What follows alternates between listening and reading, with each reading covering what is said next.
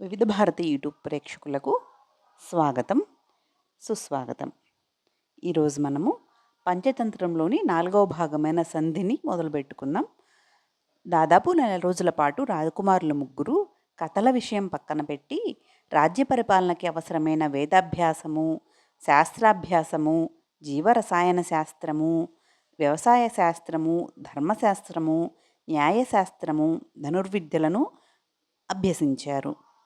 ఒకప్పుడు మూర్ఖులు, ఎందుకు పనికిరాని సోమరులు అనే విమర్శలను ఎదుర్కొన్న రాకుమారులు ఇప్పుడు ఏకసంతాగ్రాహుల వలె ఒకసారి చెప్పిన పాఠాన్ని మరోసారి బోధించాల్సిన అవసరం లేకుండా గుర్తుంచుకోవడం, ఏ సమయంలోనైనా ఏ శాస్త్రానికి సంబంధించిన ప్రశ్ననైనా అడిగిన వెంటనే తడుముకోకుండా సమాధానం చెప్పగలుగుతున్న వాళ్ళని చూస్తుంటే విష్ణు శర్మకి ముచ్చటేసింది. అవును మరి, విద్యార్థుల మనుషులు కల్మషం లేని స్వచ్ఛమైన గంగా ప్రవాహం వంటివి. ఆటపాటలని జోడించి విద్యాబోధన చేస్తే ఉత్సాహంతో పరవళ్ళు తొక్కి గంగాభవానిలా విద్యాజ్ఞానాలను వెదజల్లే కుసుమాల్లా సౌరభాలను వెదజల్లుతారు. నిర్బంధంగా విద్యాబోధన చేస్తే చెత్తాచెదారంతో మురిగిపోయిన కల్మషగంగల దుర్గంధాలను విసర్జిస్తారు. విద్యార్థుల మనసులకి హత్తుకునే విధానమే విద్యాబోధనకి సరైన పద్ధతి. అందుకే మూఢులు, మందమతులుగా భావించబడ్డ ఈ రాకుమారులు స్వల్పకాలంలోనే గుణవంతులు, వివేకులు, ప్రయోజకులు అయ్యారు. ప్రతి తల్లిదండ్రులు తమ సంతానాన్ని ఇలాంటి విధానంలో విద్యార్జన చేయిస్తే వాళ్ళు మేధావులు, జ్ఞాన సంపన్నులు అవుతారు అనుకున్నారు విష్ణుశర్మ. ఒకనాడు విష్ణుశర్మ ఆదరంగా రాకుమారులని తన ముందు కూర్చోబెట్టుకుని, నాయనలారా, ప్రతిరోజు వివిధ శాస్త్రాలను అధ్యయనం చేస్తున్నారు కదా, మీకైనా శ్రమగా ఇబ్బందిగా ఉందా? మీ వయసుకు బుద్ధికి మించిన బరువును మోస్తున్నామన్న బాధ ఏమైనా ఉందా అని అడిగారు ఆప్యాయంగా. లేదు గురుదేవా, ఒకప్పుడు మాకు చదువంటే ఏదో తెలియని భయం ఉండేది. చెప్పిన పాఠాన్నే పదే పదే చెప్పి రోజుకి 10 సార్లు రాయించి మమ్మల్ని రుద్ది రుద్ది మాకు చదువంటే అమ్మో అనే భయాన్ని కలిగించారు మా గురువులు. కానీ మీరు ప్రతి శాస్త్రాన్ని విడమర్చి అర్థమయ్యేలా చెప్పి ఇంకా చదువుకోవాలనే ఉత్సాహాన్ని మాకు కలిగించారు.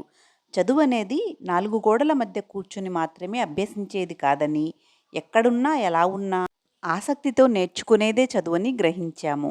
ఈ ఆశ్రమంలోని పక్షులు, పశువులు, జంతువులు, జీవులని, వాటి అలవాట్లని గమనిస్తూ ఎంతో నేర్చుకున్నాం అన్నాడు మొదటి రాకుమారుడు. అవును గురుదేవా, ఒకప్పుడు ఆటపాటల కోసం చదువు ఎగ్గొట్టేవాళ్ళం. ఇప్పుడు శాస్త్ర అధ్యయనమే ఆటపాటలుగా అనుభూతి చెందుతున్నాం.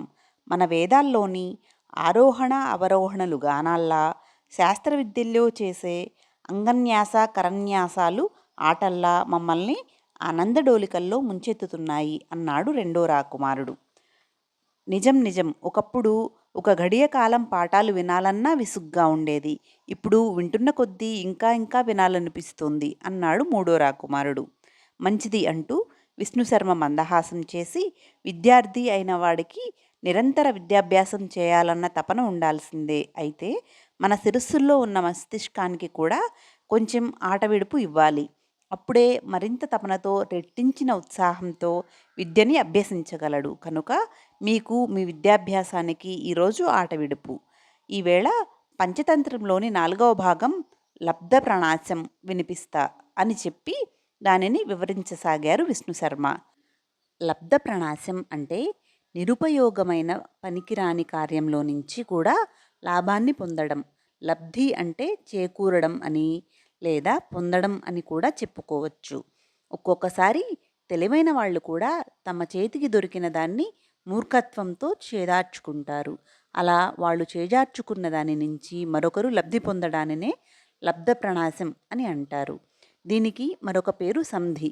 బలవంతులతో బలహీనులు తలపడితే నశిస్తారు, కానీ బలవంతులతో తెలివిగా స్నేహం చేసుకుని లాభపడటం, ఉపయోగపడడమే సంధి. రాజకీయాలకి, రాజ్యాన్ని పరిపాలించే ప్రభువుకి అత్యంత ప్రయోజనకారి సంధి.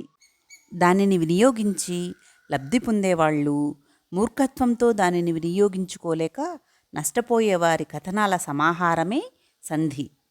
విష్ణుశర్మ చెప్పిన మందబుద్ధి మొసలి, తెలివైన కోతి కథను మనం ఇప్పుడు వినబోతున్నాం. మంత్రనిహిస్రావి సర్వమపి కార్యం నాశయతి అంటే ఆలోచనలు బయటపెట్టుకునేవాడు పనులు చెడగొట్టుకుంటాడు అని అర్థము. రాకుమారులారా, ఒక్కోసారి మూర్ఖులు తమ చేతికి చిక్కిన దానిని మూర్ఖత్వంతో వదిలివేస్తూ ఉంటారు.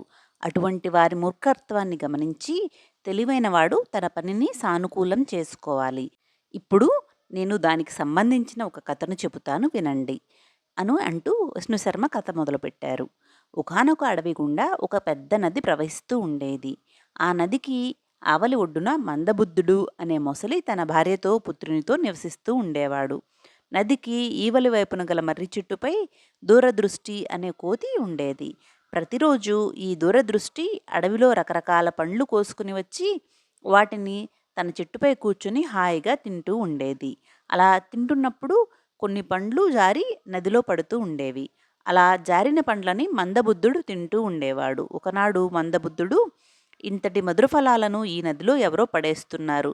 తెలుసుకుని వారితో స్నేహం చేసుకుంటే ఇటువంటి ఫలాలను రోజూ తినే అవకాశం కలుగుతుంది కదా అని అనుకుని ఒకనాడు దూరదృష్టి ఉంటున్న ఒడ్డుకు వచ్చాడు.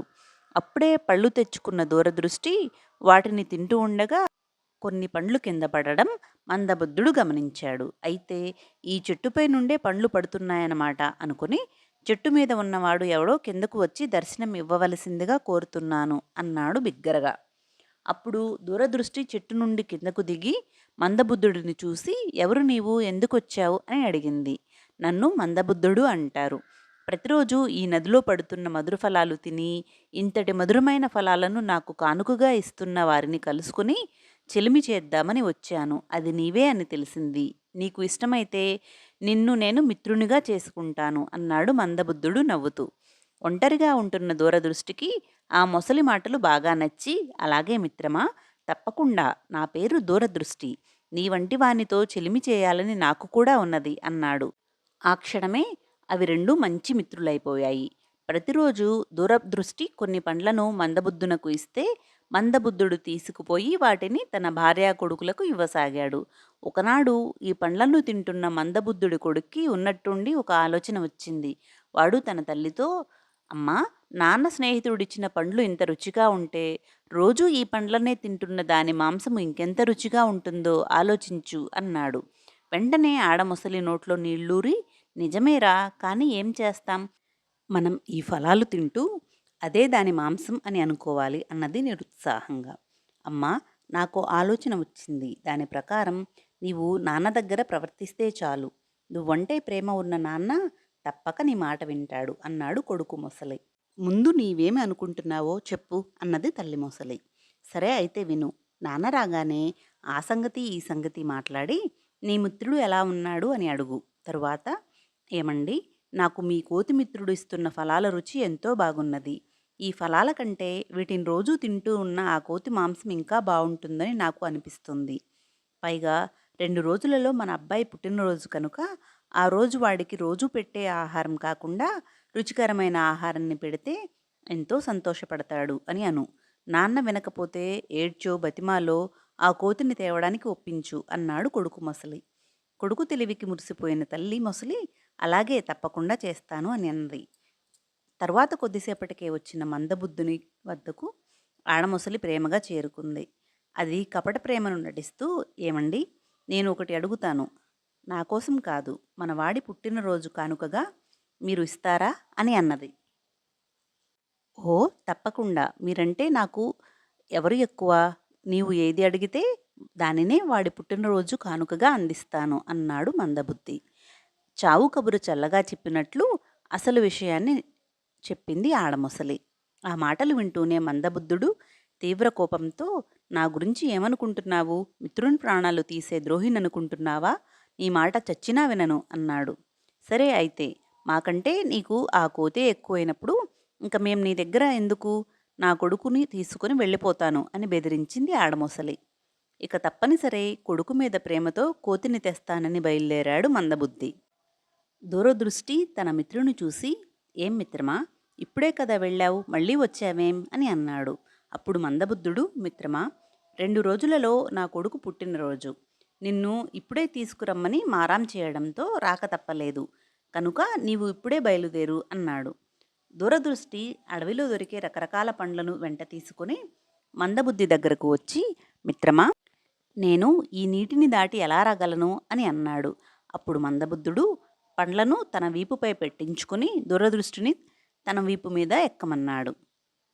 అలాగేనంటూ మొసలి వీపు పైన కూర్చున్నాడు దూరదృష్టి. అప్పుడు మందబుద్ధి వేగంగా నదిలో ఈదుతూ దూరదృష్టిని తన వారి దగ్గరకు తీసుకువెళ్ళసాగాడు.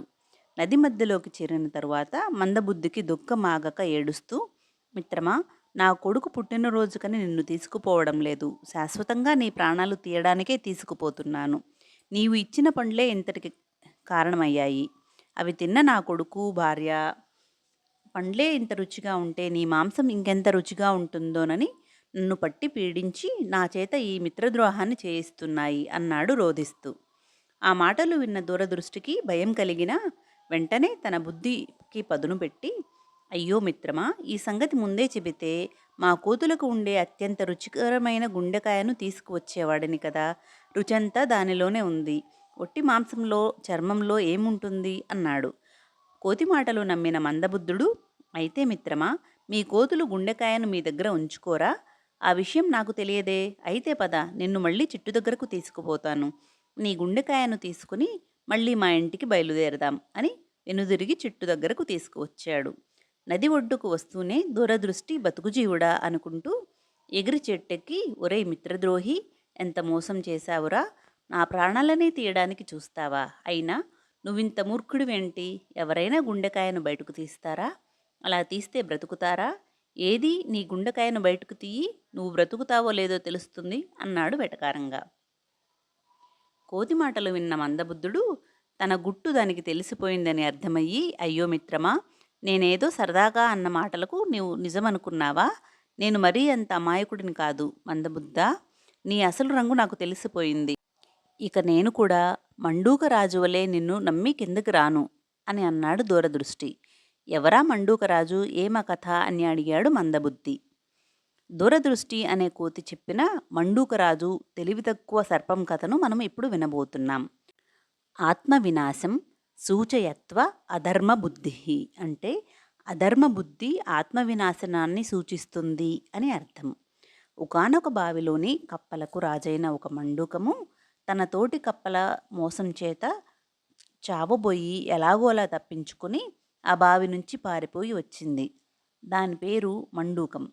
బయటపడిన మండూకానికి తన తోటి కప్పల మీద ఎలాగైనా పగ సాధించాలన్న పంతం కలిగింది. వెంటనే అది తనకు శత్రువైనటువంటి సర్పాన్ని ఆశ్రయించి, సర్పరాజా, నీవు కష్టపడకుండా ఆహారం లభించే మార్గం నేను చెబుతాను విను.